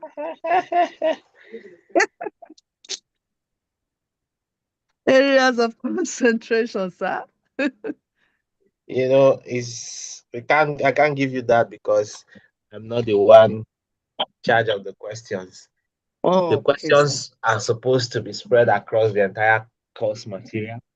So one of the unique things you can do is to go through all those questions at the back of each of those units and see if you can practice them. The question will come from every unit and every module. So I can't give you an area of concentration. I will just be shortchanging you if I do. All right, sir. Okay. It's okay, sir. Thank you, sir. Somebody wanted to Hello. speak again. Yes. Yes. Hello, sir. Yes, Clement, you can speak. Good evening, sir. Good evening. Yeah, thank you, sir. Sorry, I might be taking us back a little bit to security, Okay. e-business security. Okay. Yeah. Yes, I just want you to clear this area. Under e-business security, we have security methods. Encryption, digital signatures and certificates, secure SOCA layers and all those things. And then still under the same e-business security, we have the security and websites where we have account security, cyber security, third parties. So my question is, what is the difference between these two? Well, let us see. Was that in my last slide? Let me go there because I like to open it. Okay. Let me see. E-business security. Where are you? Where are you? Let me see. I'm coming. It's not this. I want to open the slide so that we can be Okay. going through it at the same time.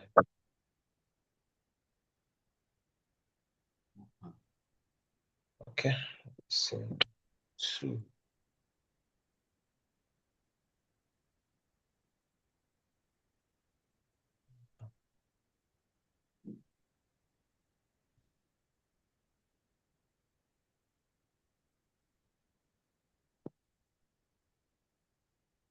Okay, I think I've seen it. Yes.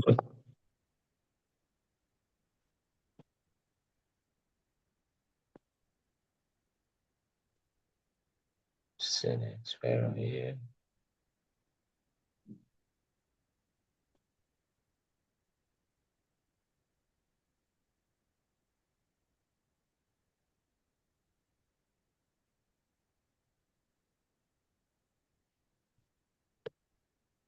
Okay, this is the slide. You can see it now.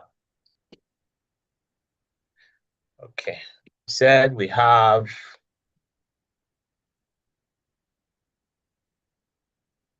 Oh, this okay. Yeah. We have the security. Methods.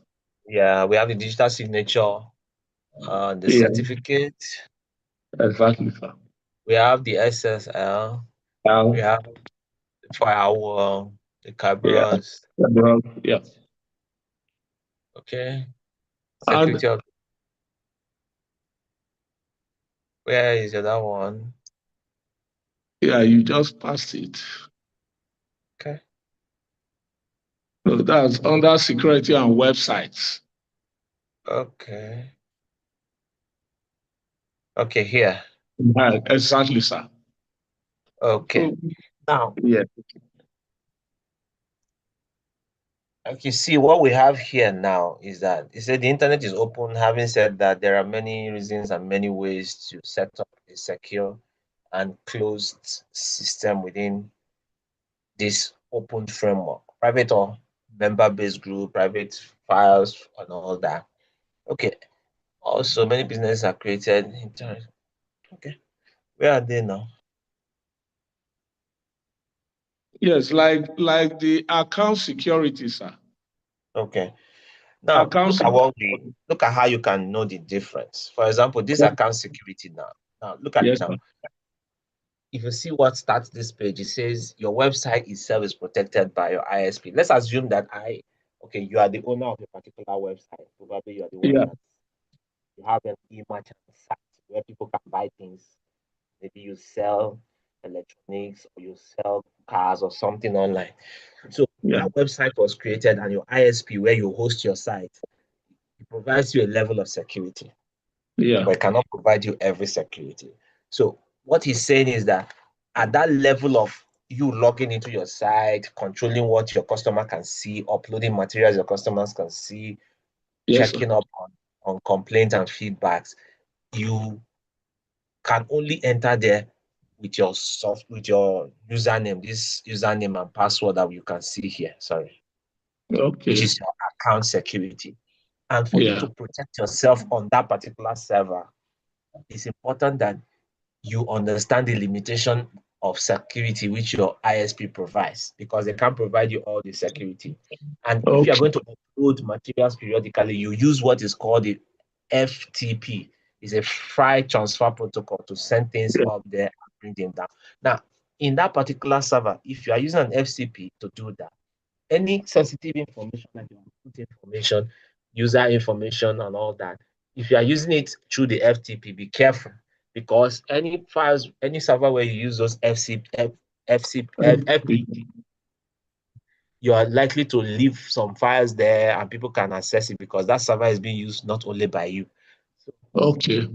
So host your sensitive information on a third-party server or somewhere else, or use a third-party software to lock it up in that same server so that you can protect your customers as well as your sensitive information.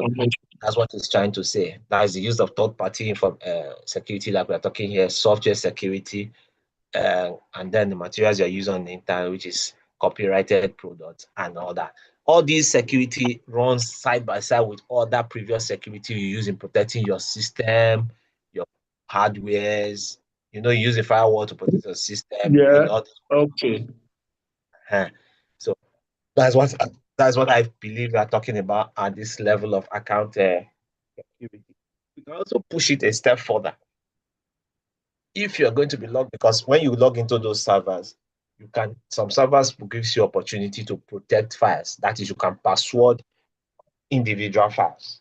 Probably Yeah. your customer information, you password them.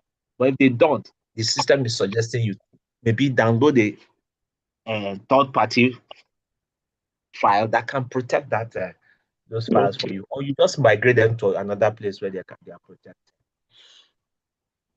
Okay. All right. Okay. All right, Thank you, sir. guys. Yeah. Thank you. Thank you, sir. You're welcome, Clement. I Thank you. appreciate all of you for this. Thank you. Chineze wants to still say something. Can you unmute No, sir, yourself? I'm just appreciating, sir. Okay, I'm you're okay. welcome. Yes. You're Yes, sir. welcome. Yes, It's sir. all right. I look forward to seeing you guys Don't fail, oh, please, oh. We should all pass, oh. The grace of By the God. grace of God. Yes. Students Thank don't Thank you, fail, you, sir. oh. You're welcome. sir. All right. All the best. Okay, sir.